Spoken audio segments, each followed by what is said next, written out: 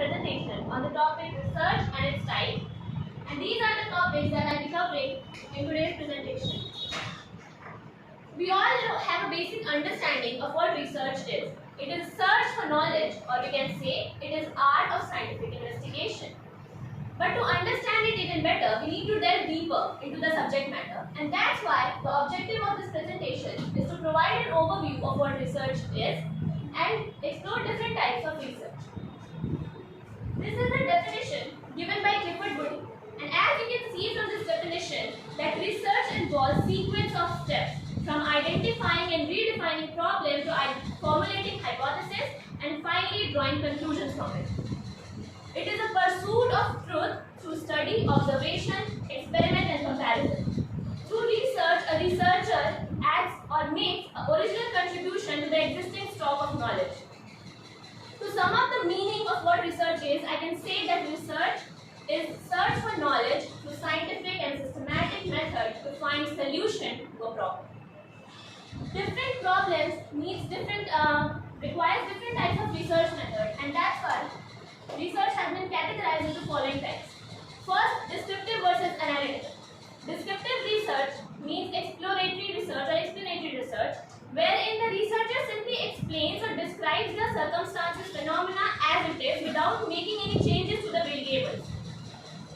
Let's take an example to understand this. Suppose the researcher goes to a shopping center to research on the different types of preferences or different preferences of various buyers. After he conducted the survey, he will simply state the point the respondents have given and state it as it is without making any changes to what they said. This is an example of descriptive research. The articles you read online, the blogs you read are all examples of descriptive research. Analytical research, on the other hand, often follows the descriptive research, which means the researcher uses facts and figures to analyze the problem and evaluate it to come to a certain conclusion or solution to that problem. The example of analytical research will be the researcher trying to identify how or why the lifestyle of the consumer affects their buying behavior or preferences. Whereas, so we can see that descriptive research answers what is the problem and analytical answers why is that problem happening. Second, applied versus fundamental research. Applied research means application-based result. It aims at finding a solution to a problem, and the solution of that particular research are used to solve problems of real world.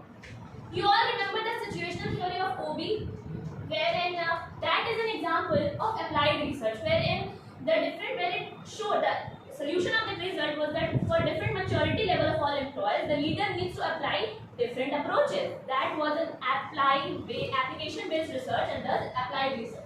Fundamental research refers to any basic or pure research that you see in mathematics or scientific experiments. These are all fundamental research. They just explain or generalize a concept to add knowledge for enhancement of knowledge and not for practical application necessarily.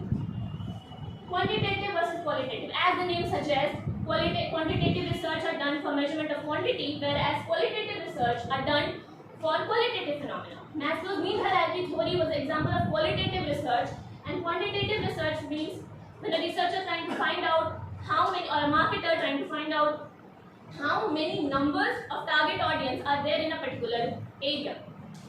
Third, conceptual versus empirical. Conceptual research are used by philosophers to conceptualize a formula or a natural phenomena.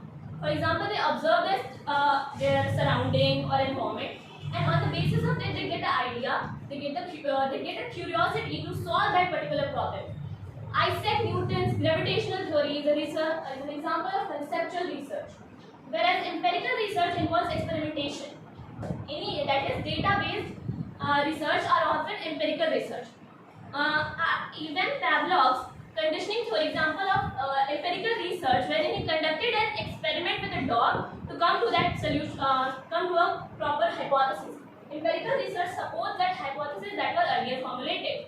The conditioning theory was an example of empirical research. These are some other type of research. One type longitudinal, historical, and field-setting research. So based on all this, I can conclude that research is a voyage to discovery. It is a journey from the unknown to the known, wherein the researcher identifies a problem that was early. earlier unknown to him and does all he can and apply all the methods to find solution to that problem. Why? Because it is human to seek answers to satisfy our curiosity. Thank you. That is my presentation. I hope you all like.